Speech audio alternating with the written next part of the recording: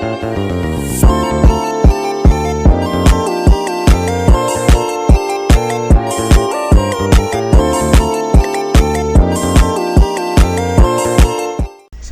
warahmatullahi wabarakatuh. Di sini saya akan menjelaskan mengenai materi smart branding.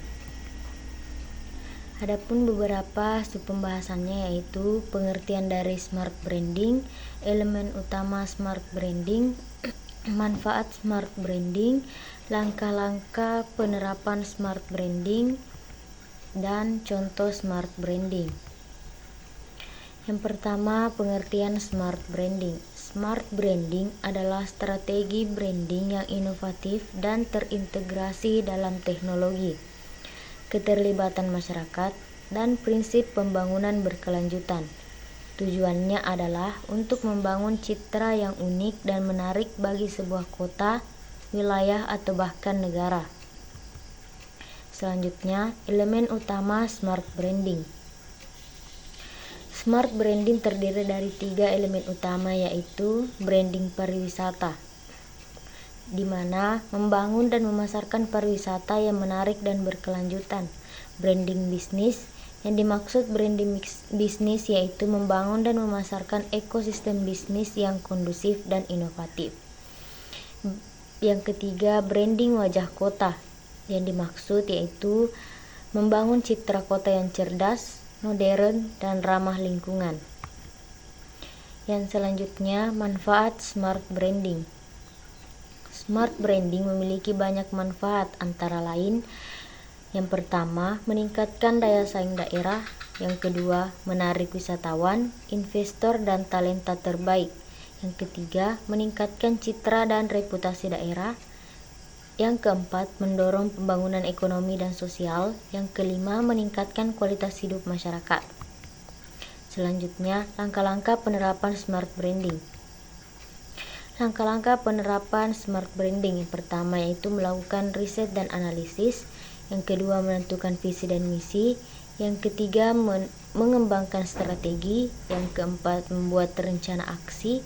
Yang kelima, memanfaatkan teknologi. Yang keenam, melibatkan masyarakat. Dan yang terakhir yaitu memantau dan mengevaluasi. Yang selanjutnya itu contoh dari smart branding.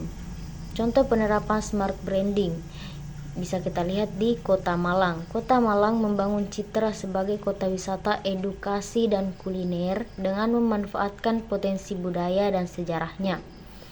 Kemudian di Kabupaten Bantul. Kabupaten Bantul mengembangkan pariwisata berkelanjutan dan menarik investasi di sektor kreatif. Yang selanjutnya di Kota Bima. Kota Bima membangun citra sebagai kota maritim yang maju dan berkelanjutan. Kesimpulan dari materi smart branding adalah strategi yang penting untuk membangun citra yang unik dan menarik bagi sebuah kota, wilayah, atau negara di era digital. Dengan menerapkan smart branding secara efektif, daerah dapat meningkatkan daya saing, menarik investasi, dan meningkatkan kualitas hidup masyarakat. Adapun beberapa pertanyaan dari teman-teman. Yang pertama itu dari Husnul Hatimah. Pertanyaannya, bagaimana cara mengukur efektivitas smart branding? Jawaban, mengukur efektivitas smart branding dapat dilakukan dengan berbagai cara, antara lain. Yang pertama, memonitoring data, yaitu melacak indikator kinerja utama seperti jumlah wisatawan, investasi, dan tingkat kepuasan masyarakat. Yang kedua, melakukan survei, yaitu mengadakan survei kepada masyarakat dan target audiens untuk mengetahui persepsi mereka terhadap brand. Yang ketiga, menganalisis media sosial, yaitu melacak sentimen dan perbincangan online tentang brand di media sosial. Yang keempat, membandingkan dengan benchmark, membandingkan kinerja brand dengan brand lain di sektor yang sama. Selanjutnya pertanyaan dari Astri, yaitu bagaimana cara memastikan smart branding tidak hanya menguntungkan segelintir orang, tetapi juga bermanfaat bagi semua masyarakat. Jawabannya, Smart branding harus dirancang dan diterapkan dengan cara yang inklusif dan adil. Hal ini dapat dilakukan dengan yang pertama, menargetkan semua kelompok masyarakat. Yang dimaksud di sini yaitu memastikan bahwa strategi smart branding menjangkau semua kelompok masyarakat, termasuk masyarakat miskin, perempuan, dan penyandang disabilitas. Yang kedua, memastikan akses yang setara. Yang dimaksud di sini yaitu memastikan bahwa semua orang memiliki akses yang sama ke manfaat smart branding. Yang ketiga, membangun komunitas yang inklusif. Yang dimaksud di sini yaitu membangun komunitas yang inklusif dan ramah bagi semua masyarakat. Pertanyaan selanjutnya dari Rizka. Pertanyaannya yaitu, bagaimana cara memastikan smart branding tetap relevan di era digital yang terus berubah? Jawabannya, smart branding perlu terus diperbarui dan disesuaikan dengan perkembangan teknologi dan tren terbaru. Hal ini dapat dilakukan dengan yang pertama, memantau tren terbaru dalam pemasaran digital, branding, dan teknologi. Yang kedua, mencoba teknologi baru dan inovatif untuk meningkatkan efektivitas smart branding. Yang ketiga, beradaptasi dengan perubahan dan siap untuk mencoba pendekatan baru.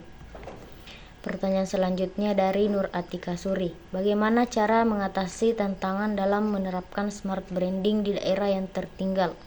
Daerah yang tertinggal mungkin menghadapi beberapa tantangan dalam menerapkan smart branding, seperti kurangnya sumber daya, infrastruktur, dan keahlian. Tantangan ini dapat diatasi dengan pertama, mendapatkan dukungan dan pendanaan dari pemerintah pusat dan daerah. Yang kedua, bekerja sama dengan sektor swasta, organisasi nirlaba, dan akademisi untuk mengembangkan program smart branding. Ketiga, melatih dan meningkatkan keterampilan masyarakat lokal untuk mendukung implementasi smart branding.